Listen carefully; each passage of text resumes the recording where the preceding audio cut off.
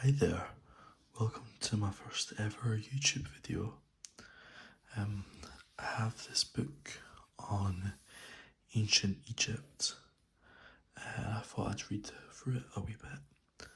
I'm going to do this in a soft spoken voice as this is an ASMR video, but because it's my first ASMR video, I'm not 100% sure how great I'll be at it. So we'll just give this a shot, see what happens. But specifically, I'm going to be reading about the. I've got marks on my book. I don't even know where these came from, but specifically, I'm going to be reading about the pyramids of Egypt. So this book is called Ancient Egypt: The Definitive Visual History by Stephen Snake. I have quite a lot of books about Egypt, so I wasn't 100% sure what book I wanted to read, but I kind of guessed that because this is a video, one with quite a few pictures would probably be for the best. Where is my... I did bookmark a page about this is about the pyramids, but this isn't the page that I had chosen. Here we go. The pyramids of Giza.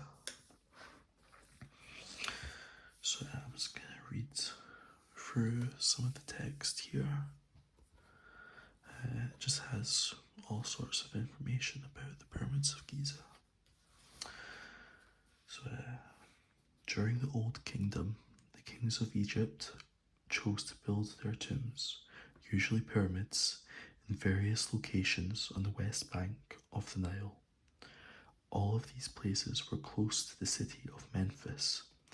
Many of them were in sight of Heliopolis, the main cult center of the solar god Ra, across the river.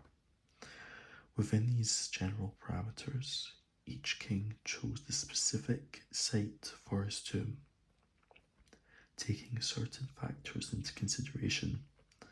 For the site to be suitable, the underlying stone had to be strong enough to bear the great weight of the tomb.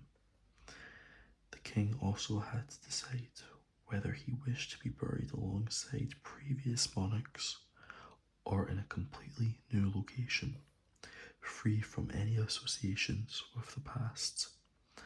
Most kings wanted to be buried with their predecessors, and so important clusters of pyramids can be seen at sites of, I feel like I'm going to butcher these names, Abusir, Saqqara, Dashur, and most famously, Giza. The most famous group of pyramids is at Giza.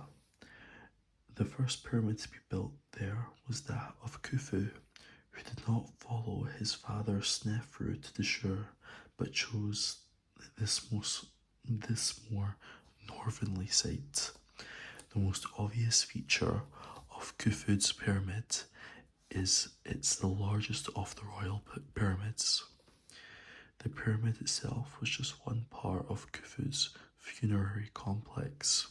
However, next to the pyramid, he built a small mortuary temple connected by a causeway to another building in the valley. The causeway is now in poor condition, and the valley building is buried beneath farmland.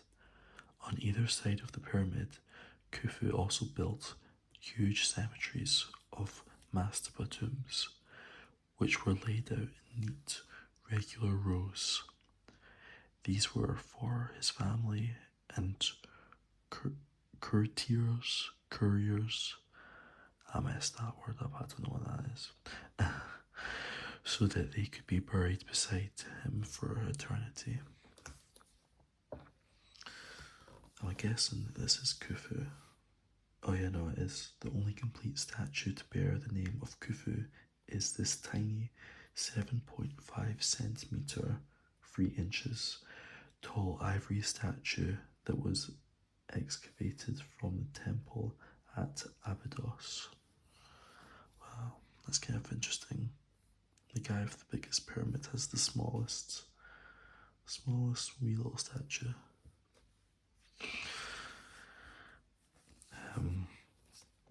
Khufu's son, Khafre, chose to build his pyramid close to his father's. Although it is smaller, it was built on higher ground and has steeper sides, which makes it look taller.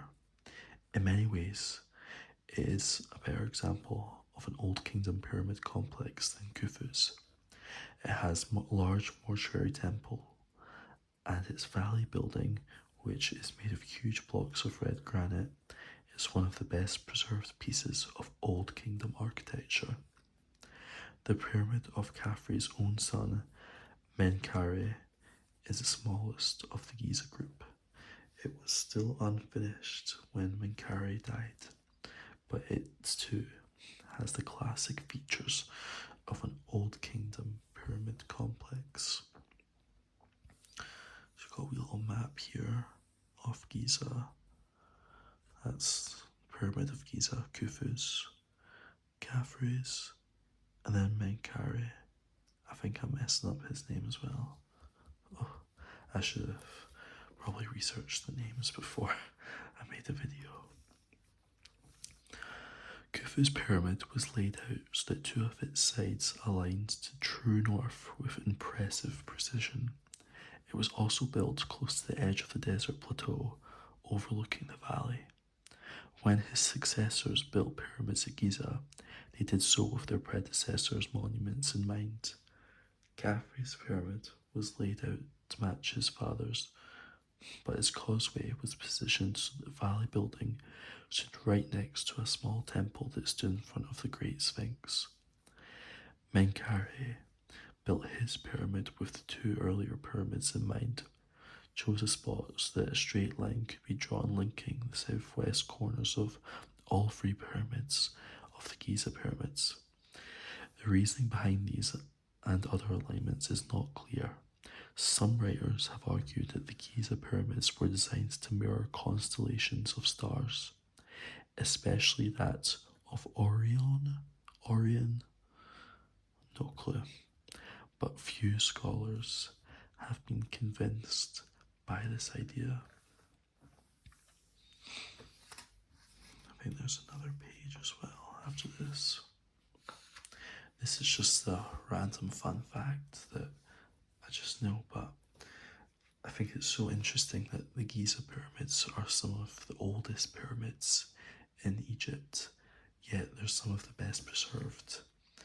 Because not everyone realizes this, but I believe that there's about 120 something pyramids around about that in Egypt. So there's a lot of pyramids, but none are quite as famous as the Giza pyramids, and they're some of the oldest as well. Because after they built the Giza pyramids, I think they realized that building huge giant pyramids out of stone that took decades to build wasn't exactly the most convenient. So after the Great Pyramids, generations after, would build smaller mud brick pyramids, so they didn't stand out as much in the skyline because obviously they're a lot smaller, but also they didn't stand the test of time either because they were made of, mud brick, and well, that obviously didn't last thousands of years. But yeah. Then we have a little map here of Khufu's pyramid. Where do I start reading? There's so much text I don't even know where to start. I suppose I'll start over here. The pyramid built by King Khufu at Giza is not only the largest of the royal pyramids in Egypt, it is also the most intriguing. Compared with almost all other pyramids, it has a very complicated internal structure with a series of interconnected rooms and passages, some of which such as the Grand Gallery, are unique. Although the purpose of some of these internal features seems obvious, especially the King's Chamber, the function of others is less clear. They may have been incorporated when plans changed during the construction of the pyramids, or they may have served purposes that modern scholars are not aware of.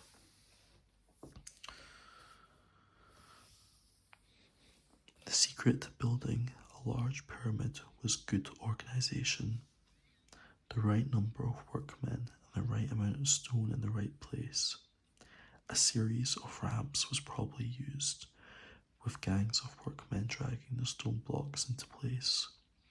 At first, simple linear ramps on each side of the pyramid would have been maximized the amount of stone that could be moved. As the pyramids grew taller, the ramps would have been made longer to avoid too steep of an angle of ascent.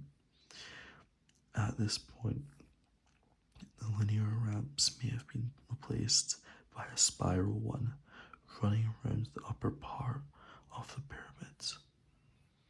And there you can kind of see how they theorized they built the pyramids. I was watching this video recently actually, and it was about kind of the top of the pyramid. I believe it's called a pyramidion. Oh yeah, there it is. Pyramidion. So kind of talking about kind of the top part of the pyramid. And I believe that they said that some of the stones at the top were about, 20 tons or something like that. I just can't even imagine carrying that much weight up, all these huge, massive ramps. But yeah. The Pyramid of Khufu has long been emptied of its burial equipment and robbed of much of its stone. But it's still an impressive monument. It is the only one of the 7 wonders of the ancient world that has remained largely intact and has been a constant source of fascination for both visitors and scholars. Something else that I learned about the pyramids is obviously they have kind of the limestone casing, which isn't really there anymore. But I believe a lot of the limestone casing, has obviously been getting taken off bit by bit over, hundreds, thousands of years. But I believe that you can find a lot of the limestone casings in just random buildings throughout Cairo, mosques, churches, those types of buildings.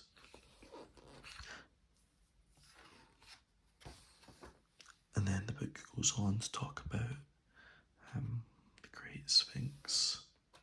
So I'll maybe do this for another video.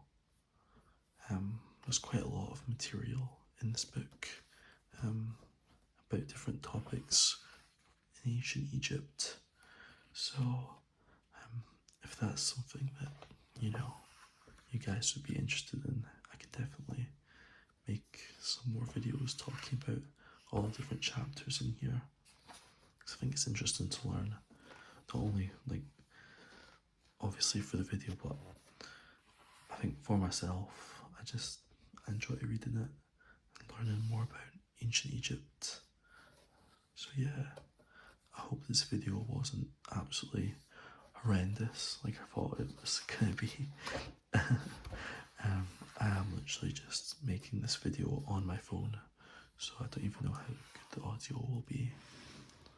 But yeah, thank you for watching my first video. Subscribe if you'd like. Leave a comment if you think that I could do anything better, which I'm sure there probably are lots of things. Leave a comment if you'd like me to read more of this book as well. But yeah, thank you for watching. I hope I helped you relax a wee bit, and definitely keep an eye out because I'll definitely be posting more in the future. Have a great rest of your day and good night.